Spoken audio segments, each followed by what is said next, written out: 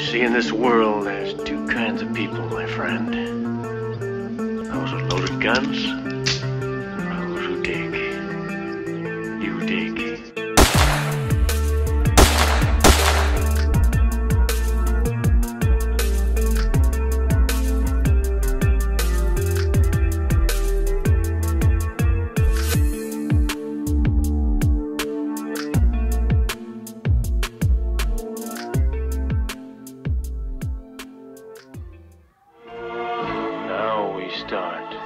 Donc un spread, c'est un mot anglais donc utilisé en finance principalement, qui désigne de manière générale l'écart ou le différentiel entre deux taux ou indice de points.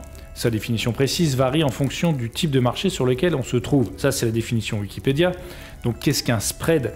C'est un écart entre deux valeurs. C'est un écart entre deux taux, comme c'est marqué, ou deux indices de points. Et surtout, ce qui est intéressant, c'est que sa définition précise varie en fonction du type de marché. Car sur le marché action, le spread, c'est aussi la différence entre ce qu'on appelle le bid et le ask, ou l'offre d'achat et l'offre de vente.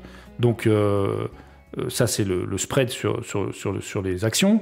On peut avoir un spread aussi sur le marché des CFD qui est défini par le broker et non pas par l'offre et la demande. Et sur les options, on peut avoir un spread ou une tactique de spread qui n'a pas tout à fait la même définition que ce que je viens de vous dire précédemment. Donc c'est pour ça que le spread, c'est un terme générique et qui peut être utilisé en finance, mais de différentes manières en fonction de ce que l'on veut en faire. Du coup, un spread sur option est constitué, lui, de deux contrats d'options. Donc, vous avez présenté l'achat de call, l'achat de put, c'était des tactiques sur un contrat. Là, maintenant, le spread, on va partir sur plusieurs contrats, ce que l'on appelle dans le milieu des options, plusieurs jambes, en l'occurrence deux ici. Donc, on va trader deux contrats simultanément d'options. Du coup, on a toujours les quatre éléments d'un contrat d'option, mais x2. Donc, on aura l'actif qui, lui, ne changera pas, mais qui sera sur deux contrats différents. Donc, il y aura A1, A2, qui sera un droit d'acheter ou de vendre cet actif. Vous aurez aussi donc le P, le strike, qui sera avec un strike P1, un strike P2, donc deux strikes différents. Une durée qui, elle, sur ce que je vais vous présenter, sera la même, mais qui peut être différente aussi sur les deux contrats. Et un coût qui, lui, est différent aussi sur les deux contrats. Donc, on a toujours ces quatre éléments qui sont fondamentaux dans un contrat d'option, mais on va partir sur deux contrats en simultané sur le même trade. Du coup, ça va former un écart entre ces deux contrats, le fameux spread. Comment ça se passe exactement ?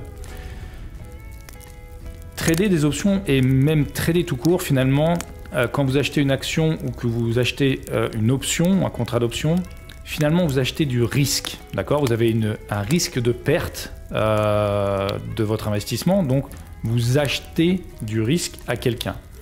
Donc ce quelqu'un va vous vendre ce risque, vous vendre ce contrat ou cette action.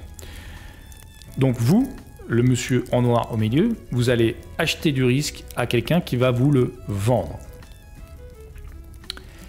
Et grâce à la tactique ou la technique de spread sur option, vous allez pouvoir prendre une partie de ce risque et le donner à quelqu'un d'autre. C'est-à-dire que vous avez un risque par exemple de 1000 $, vous allez pouvoir dire « Hey, toi là-bas, toi j'ai un risque de 1000 $. Eh ben, je vais t'en donner 200. Du coup, j'aurai plus qu'un risque de 800 et vous aurez donné littéralement une partie de votre risque à quelqu'un d'autre. Donc, comment ça se passe ? Vous allez finalement vendre une partie de votre risque à quelqu'un d'autre qui, lui, va l'acheter. Donc, le risque, cette partie va à quelqu'un d'autre et vous vous retrouvez, vous, avec un risque qui est diminué et que vous avez, et dont une partie a été donnée à quelqu'un d'autre. Quand on dit donné, finalement, c'est vendu. Du coup, le spread, il se trouve là. comme on l'a dit précédemment, vous allez trader 2 contrats en simultané et vous allez avoir un contrat 1 qui sera un achat et un contrat 2 qui sera une vente en simultané. Et c'est cet écart entre ces 2 contrats qui forme le fameux spread. Mais vous allez me dire une fois de plus, mais alors pourquoi on va trouver quelqu'un qui serait prêt à acheter une partie de votre risque? Eh bien toujours la même chose. Pour nous chez Strike Team, le marché c'est une confrontation permanente de volonté, à savoir vous avez toujours quelqu'un sur le marché qui, quand vous pensez qu'un actif va descendre, vous allez toujours trouver quelqu'un en face qui va penser le contraire. Donc du coup, c'est comme ça que vous allez pouvoir vendre une partie de votre risque à quelqu'un, parce que ce quelqu'un n'est pas forcément votre avis et pense que bah non, l'actif va pas baisser et il va monter. Donc c'est toujours la même chose, finalement c'est la loi de l'offre et de la demande, et tout simplement vous allez trouver quelqu'un qui sera prêt à acheter une portion de votre risque parce que lui pense différemment de vous. Donc qu'est-ce qu'une option de spread? Donc c'est une stratégie qui vise à finalement réduire le risque face aux différents mouvements du marché en utilisant au minimum, comme on l'a dit, donc 2 contrats d'options afin finalement de se couvrir. On va se hedger, comme on dit dans le milieu de la finance, on va se couvrir et on va ainsi diminuer son risque face aux différents mouvements du marché grâce à la stratégie de spread sur option. Alors maintenant, la bonne question, c'est quand utiliser une option spread? Et bien tout simplement quand vous êtes neutre sur la direction du marché ou que vous voulez limiter le risque en essayant de profiter d'une direction du marché. Et c'est là où c'est extrêmement intéressant. Dans la première vidéo, on avait parlé des 3 directions du marché. Vous avez une stratégie pour affronter un marché haussier, vous avez une stratégie pour affronter un marché baissier, et avec le spread sur option, vous allez avoir une stratégie pour affronter un marché qui latéralise ou qui est en range.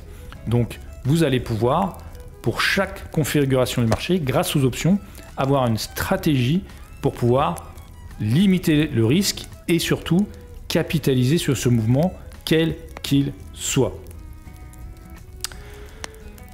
Donc maintenant, quelles sont les différentes option spread?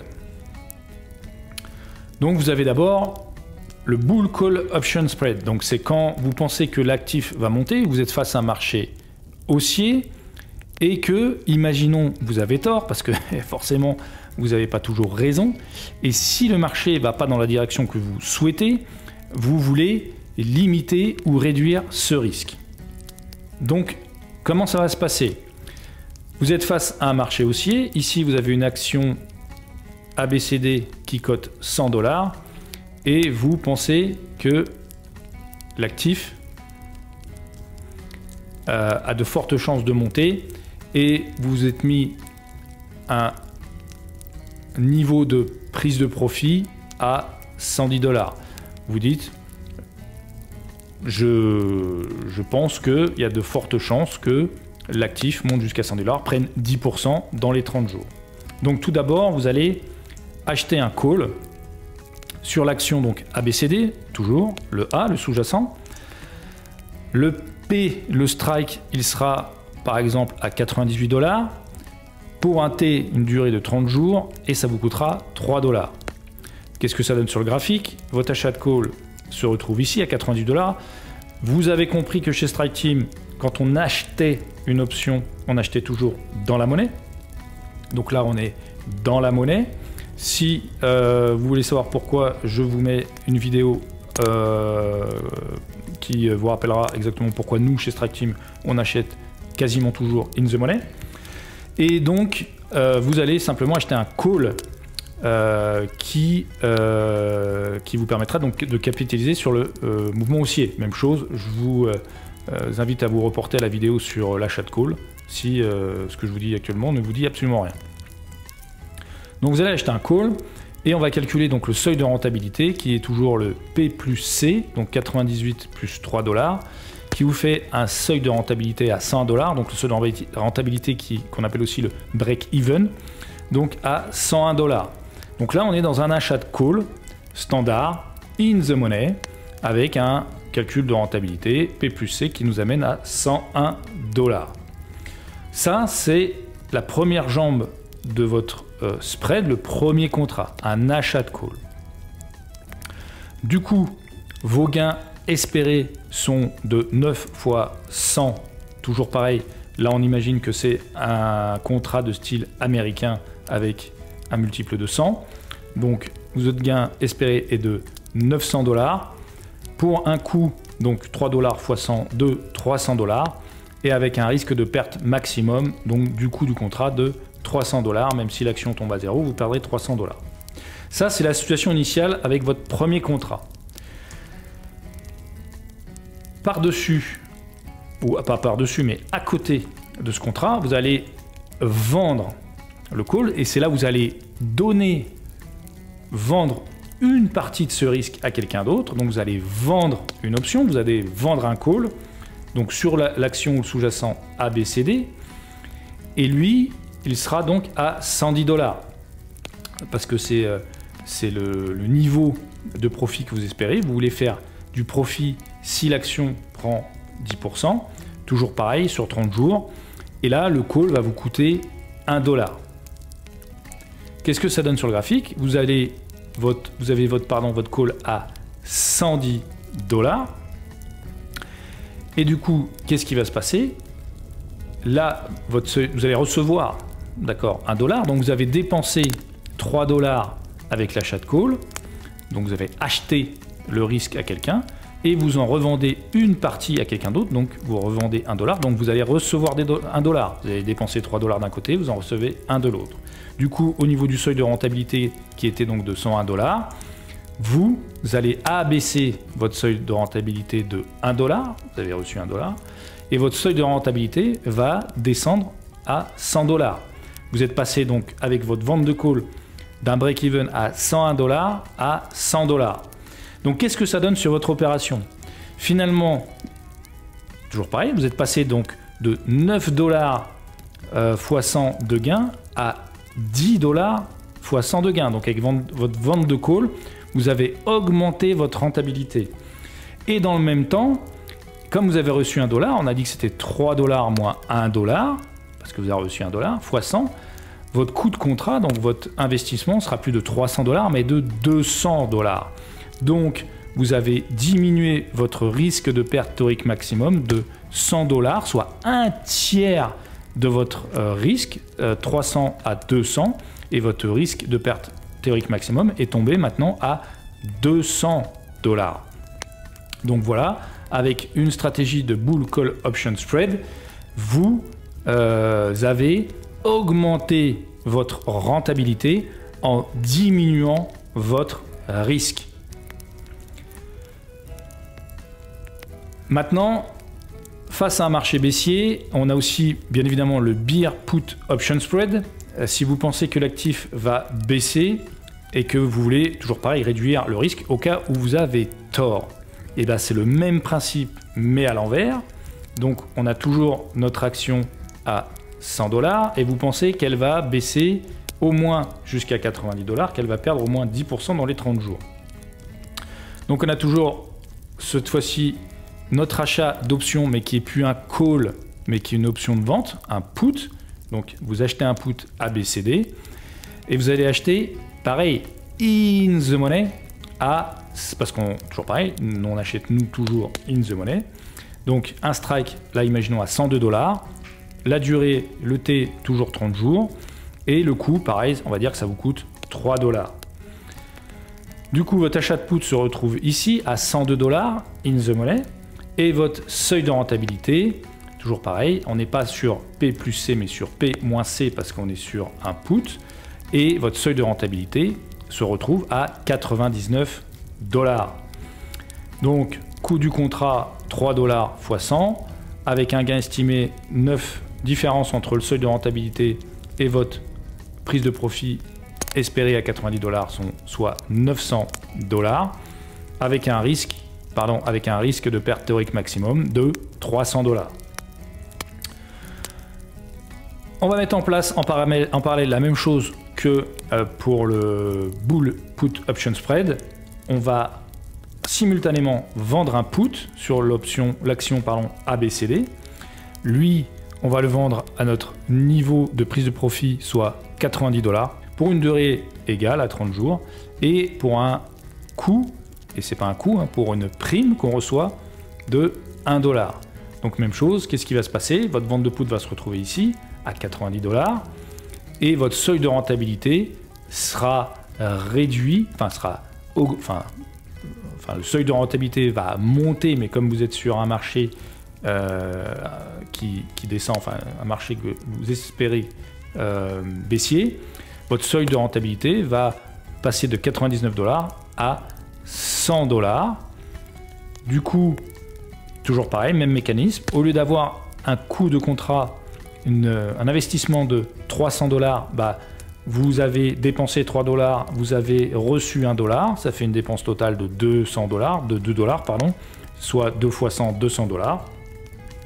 Et vous augmentez votre rentabilité parce que vous passez de 9 $ de gains théoriques espérés à 10 $ parce que vous avez abaissé, en l'occurrence là, augmenté, enfin je sais pas comment dire en fait, la barre du break-even est passée de 99 à 100.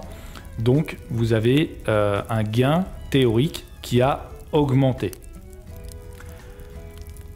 Voilà sur les deux stratégies de spread option que vous présente là. C'est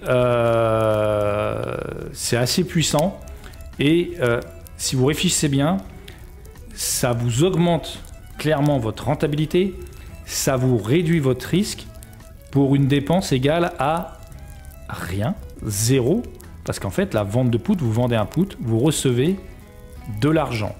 Donc vous augmentez votre potentiel gain, vous diminuez votre risque pour pas 0, parce que forcément ça fait un ordre en plus à votre courtier, donc vous allez avoir un frais pour cet ordre, enfin des frais pardon, pour cet ordre qui seront facturés par votre broker, mais ça c'est marginal.